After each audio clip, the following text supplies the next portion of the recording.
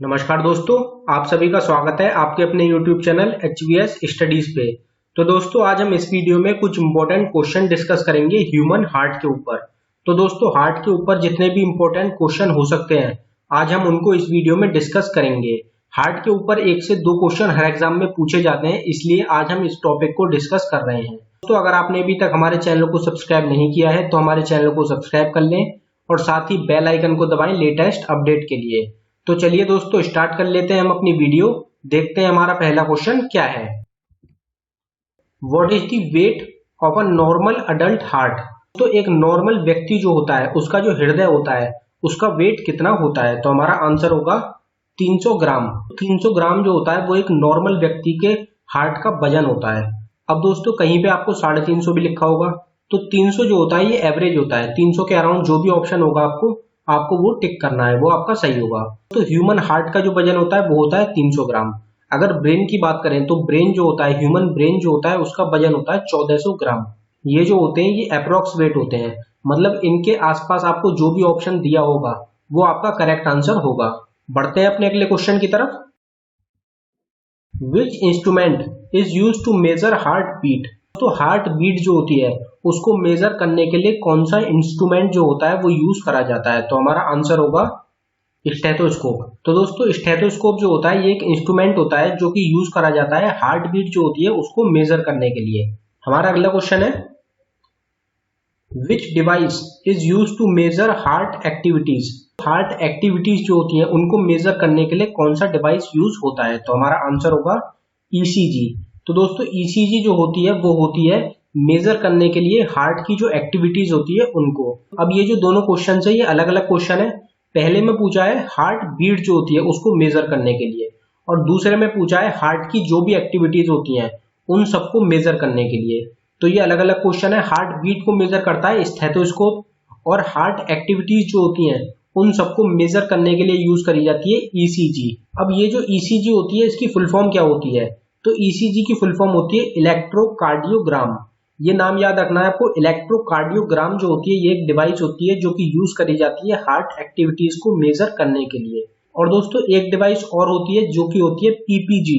PPG की full form होती है प्लेथिस्मोग्राफी। प्लेथिस्मोग्राफी और इलेक्ट्रोकार्डियोग्राम ये दोनों जो डिवाइसेज होती हैं ये यूज करी जाती है हार्ट एक्टिविटीज को मेजर करने के लिए। तो आपसे एग्जाम में ये भी क्वेश्चन पूछा जा सकता है कि प्लेथिस्मोग्राफी डिवाइस जो होती है वो किससे रिलेटेड होती है। तो आपको पता होना चाहिए कि प्लेथिस्मोग्राफी जो होती है वो रिलेटेड होती है हार्ट से। और अगर हम ब्रेन की बात करें तो ब्रेन के लिए यूज करी जाती है ईईजी। ईईजी की फुल फॉर्म होती है इलेक्ट्रोएन्सेफेलोग्राम। इलेक्ट्रोएन्सेफेलोग्राम। तो ये आपको याद रखना है, तीनों इंपॉर्टेंट है। बढ़ते हैं अपने अगले क्वेश्चन की तरफ। Which animals heart is known as Venus heart. कौन सा जानवर होता है जिसके हार्ट को वीनस हार्ट भी कहा जाता है। तो हमारा आंसर होगा फिश। तो दोस्तों मछलियों का जो हार्ट होता है उसको वीनस हार्ट भी कहा जाता है। तो ये आपको याद रखना है, ये क्वेश्चन भी एग्जाम्स में पूछा गया है। How much time human heart take to beat one time. तो दोस्तों ह्यूमन हार्ट जो होता है वो एक बार धड़कने में कितना समय लेता है। तो हमारा आंसर होगा 0.8 सेकेंड। एक बार धड़कने में जो टाइम लगता है ह्यूमन हार्ट को वो लगता है 0.8 सेकेंड। आपसे एग्जाम में ये क्वेश्चन भी पूछा जा सकता है कि ह्यूमन हार्ट बीट जो होती है उसमें जो दो बीट्स होती हैं उनके बीच में कितना डिफरेंस होता है, टाइम डिफरेंस होता है। तो पहली हार्ट बीट और दूसरी हार्ट बीट में टाइम डिफरेंस कितना हो गया। तो वो हो गया 0.8 सेकेंड का। तो ये आपको याद रखना है। बढ़ते हैं अपने अगले क्वेश्चन की तरफ। What is Jarvik 7। तो दोस्तों जार्विक 7 जो होता है ये क्या होता है। तो हमारा आंसर होगा आर्टिफिशियल हार्ट। आर्टिफिशियल हार्ट जो होता है उसका नाम होता है जार्विक 7। अब दोस्तों आर्टिफिशियल हार्ट जो था पहली बार वो डेवलप किसके द्वारा करा गया था। तो वो करा गया था जार्विक के द्वारा। जार्विक जो है ये साइंटिस्ट का नाम है।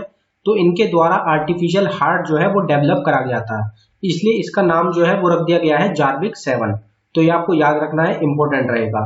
बढ़ते हैं अपने अगले क्वेश्चन की तरफ। Who is known as the father of blood circulation। Father of blood circulation किसको कहा जाता है। तो हमारा आंसर होगा विलियम हार्वे। विलियम हार्वे जो है इनको कहा जाता है father of blood circulation. Blood circulation की जो थ्योरी थी वो दी गई थी विलियम हार्वे के द्वारा, इसलिए इनको फादर ऑफ ब्लड सर्कुलेशन भी कहा जाता है। बढ़ते हैं अपने अगले क्वेश्चन की तरफ। Study of blood is known as. तो दोस्तों स्टडी जो होती है ब्लड की उसको क्या कहा जाता है, तो हमारा आंसर होगा हिमेटोलॉजी। हिमेटोलॉजी जो होता है ये अध्ययन को कहा जाता है, ब्लड का जो अध्ययन होता है उसको कहा जाता है हिमेटोलॉजी। तो ये भी आपको याद रखना है। बढ़ते हैं अपने अगले क्वेश्चन की तरफ। स्टडी ऑफ हार्ट और heart related disease is known as. तो दोस्तों हार्ट और हार्ट रिलेटेड डिसीज जो होती है उनके अध्ययन को क्या कहा जाता है, तो हमारा आंसर होगा कार्डियोलॉजी। कार्डियोलॉजी जो होता है वो कहा जाता है स्टडी ऑफ हार्ट और हार्ट रिलेटेड डिसीज को। तो ये सभी जो क्वेश्चंस हैं ये रिपीटेड क्वेश्चंस हैं जो कि काफी बार एग्जाम्स में पूछे जा चुके हैं। तो ये सभी जो क्वेश्चंस हैं सभी इंपॉर्टेंट रहेंगे आपके आने वाले एग्जाम्स के लिए। तो दोस्तों बढ़ते हैं अपने अगले क्वेश्चन की तरफ। Membrane that cover the human heart is known as. तो दोस्तों मेम्ब्रेन जो कि ह्यूमन हार्ट को कवर करती है उसको किस नाम से जाना जाता है, तो हमारा आंसर होगा पेरिकार्डियम मेम्ब्रेन। पेरिकार्डियम मेम्ब्रेन जो होती है ये एक मेम्ब्रेन होती है जो कि ह्यूमन हार्ट को पूरी तरीके से कवर करती है। ये आपको याद रखना है, पेरिकार्डियम मेम्ब्रेन जो होती है वो कवर करती है ह्यूमन हार्ट को। विच gland control the blood pressure in human body. ये क्वेश्चन काफी बार पूछा गया है एग्जाम्स में। कौन सा ग्लैंड होता है जो कि कंट्रोल करता है ब्लड प्रेशर को, तो हमारा आंसर होगा एड्रिनल ग्लैंड। एड्रिनल ग्लैंड जो होता है ये रेस्पॉन्सिबल होता है ब्लड प्रेशर के इंक्रीज या डिक्रीज में।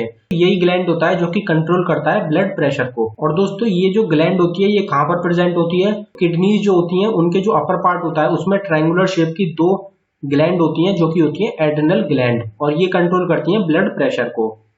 बढ़ते हैं अपने अगले क्वेश्चन की तरफ। Which device is use to measure blood pressure. कौन सी डिवाइस होती है जिसकी मदद से ब्लड प्रेशर नापा जाता है, तो हमारा आंसर होगा स्फिग्मोमैनोमीटर। स्फिग्मोमैनोमीटर जो डिवाइस होती है उसकी मदद से ब्लड प्रेशर जो होता है वो नापा जाता है। If blood pressure of a person is more than normal then it is called as. अगर किसी व्यक्ति का जो ब्लड प्रेशर है वो नॉर्मल से ज्यादा है तो उसको क्या कहा जाता है, तो हमारा आंसर होगा हाइपरटेंशन। तो दोस्तों हाइपरटेंशन जो होता है वो कहा जाता है अगर किसी व्यक्ति का ब्लड प्रेशर जो होता है वो नॉर्मल ब्लड प्रेशर से ज्यादा हो जाता है। If blood pressure of a person is less than normal then it is called as. तो दोस्तों अगर ज्यादा होता है तो उसको कहा जाता है हाइपरटेंशन, और अगर कम होता है तो उसको क्या कहा जाता है, तो हमारा आंसर होगा हाइपोटेंशन।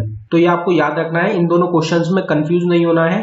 अगर ब्लड प्रेशर ज्यादा है तो उसको कहते हैं हाइपरटेंशन, और अगर कम है तो उसको कहते हैं हाइपोटेंशन। बढ़ते हैं अपने अगले क्वेश्चन की तरफ।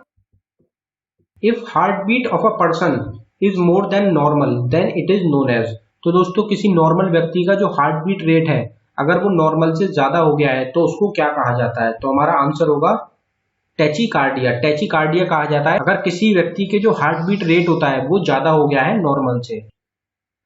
If heart beat of a person is less than normal then it is known as. तो दोस्तों अगर किसी व्यक्ति की जो हार्ट बीट रेट है वो नॉर्मल से कम है तो उसको क्या कहा जाता है, तो हमारा आंसर होगा ब्रेडिकार्डिया। ब्रेडिकार्डिया जो होता है वो कहा जाता है अगर किसी व्यक्ति का जो हार्ट बीट है वो नॉर्मल से कम हो गया है, और अगर किसी व्यक्ति की जो हार्ट बीट रेट है वो ज्यादा है तो वो कहा जाता है टैकीकार्डिया। बढ़ते हैं अपने अगले क्वेश्चन की तरफ। Who performs the task of transporting blood from the heart to the different part of the body.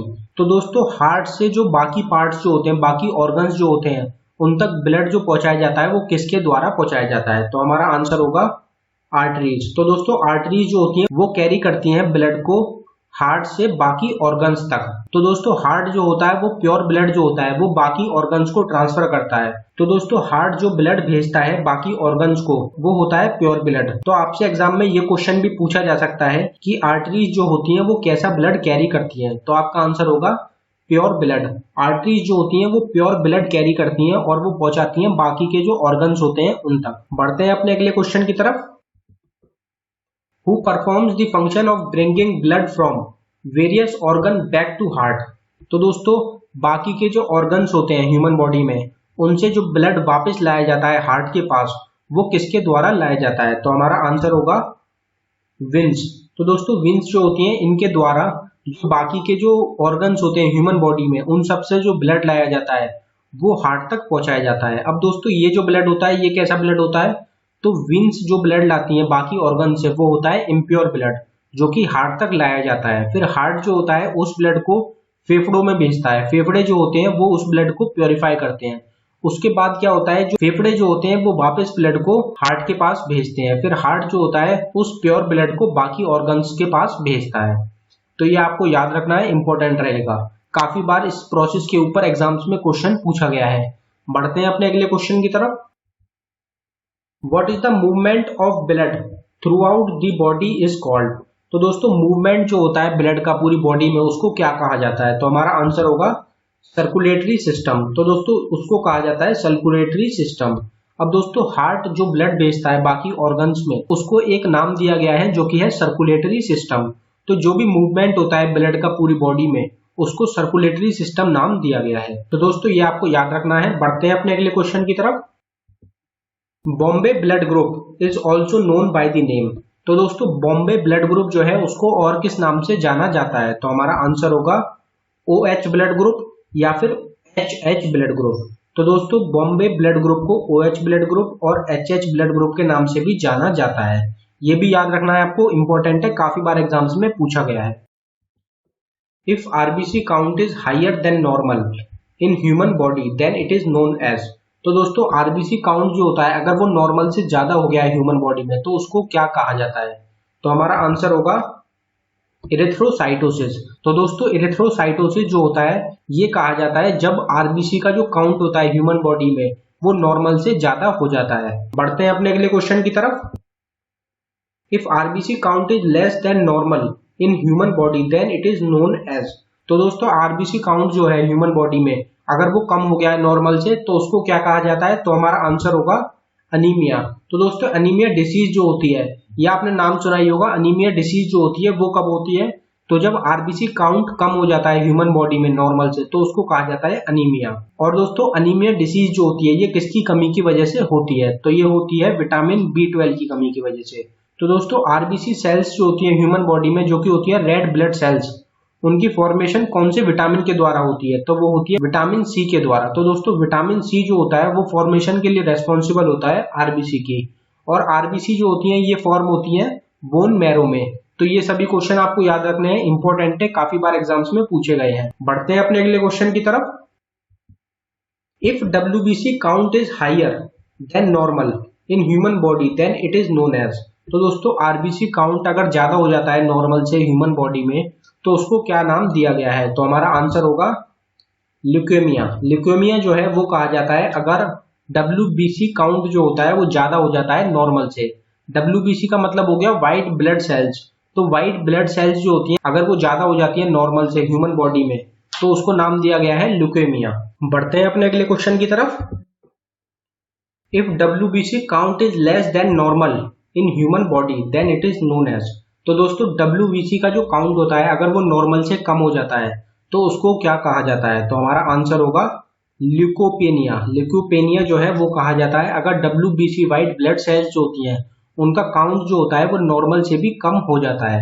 और दोस्तों WBC जो होती है इनकी फॉर्मेशन कहाँ पे होती है, तो WBC व्हाइट ब्लड सेल्स जो होती हैं इनकी फॉर्मेशन होती है बोन मैरो में। ये भी आपको याद रखना है। बढ़ते हैं अपने अगले क्वेश्चन की तरफ। Normal human heart beat how many time in a minute. तो दोस्तों नॉर्मल ह्यूमन हार्ट जो होता है वो एक मिनट में कितनी बार धड़कता है, तो हमारा आंसर होगा 72 टाइम्स। तो दोस्तों ह्यूमन हार्ट जो होता है वो एक मिनट में 72 बार धड़कता है। और दोस्तों एक बार धड़कने में कितना टाइम लगता है, तो 0.8 सेकंड जो होती है वो लगती है एक धड़कन को धड़कने में, और 72 टाइम्स धड़कता है एक मिनट के अंदर। तो ये आपको याद रखना है। बढ़ते हैं अपने अगले क्वेश्चन की तरफ। Human heart consist of how many chambers. तो दोस्तों ह्यूमन हार्ट जो होता है वो कितने चैम्बर में डिवाइडेड है, तो हमारा आंसर होगा 4 चैम्बर। तो दोस्तों ह्यूमन हार्ट जो होता है वो कंसिस्ट होता है 4 चैम्बर, मतलब ह्यूमन हार्ट जो होता है उसमें 4 चैम्बर होते हैं। 2 अपर चैम्बर्स होते हैं जिनका नाम होता है एट्रिया, और 2 लोअर चैम्बर्स होते हैं जिनका नाम होता है वेंट्रिकल्स। तो ये आपको याद रखना है। टोटल 4 चैम्बर्स होते हैं ह्यूमन हार्ट में, 2 एट्रिया होती हैं और 2 होती हैं वेंट्रिकल्स। बढ़ते हैं अपने अगले क्वेश्चन की तरफ। Crocodile heart consist of how many chambers. तो दोस्तों क्रोकोडाइल का जो हार्ट होता है वो कितने चैम्बर्स का बना होता है, तो हमारा आंसर होगा 4 चैम्बर्स। तो दोस्तों क्रोकोडाइल का जो हार्ट होता है वो भी बना होता है 4 चैम्बर्स से। Fish heart consist of how many chambers. तो दोस्तों फिश का जो हार्ट होता है वो कितने चैम्बर से मिलकर बना होता है, तो हमारा आंसर होगा 2 चैम्बर, फिश का जो हार्ट होता है वो बना होता है 2 चैम्बर का। तो ये भी आपको पता होना चाहिए। बढ़ते हैं अपने अगले क्वेश्चन की तरफ। Which animal heart consist of 13 chambers. तो दोस्तों मोस्ट इंपॉर्टेंट क्वेश्चन रहेगा, कौन सा जानवर होता है जिसका जो हार्ट होता है वो बना होता है 13 चैम्बर से। तो हमारा आंसर होगा कॉकरोच। तो दोस्तों कॉकरोच जो होता है उसका हार्ट बना होता है 13 चैम्बर से। और दोस्तों अगर कॉकरोच का जो हार्ट फेल हो जाता है, अगर हार्ट काम नहीं कर रहा होता, लेकिन फिर भी कॉकरोच जो होता है वो जिंदा रह सकता है। तो ये आपको पता होना चाहिए। बढ़ते हैं अपने अगले क्वेश्चन की तरफ। First heart transplant on 3 December 1967 was performed by whom।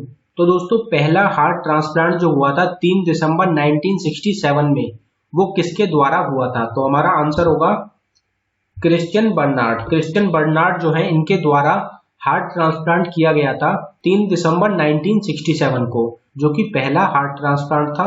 तो ये आपको पता होना चाहिए, इंपॉर्टेंट क्वेश्चन रहेगा। बढ़ते हैं अपने अगले क्वेश्चन की तरफ।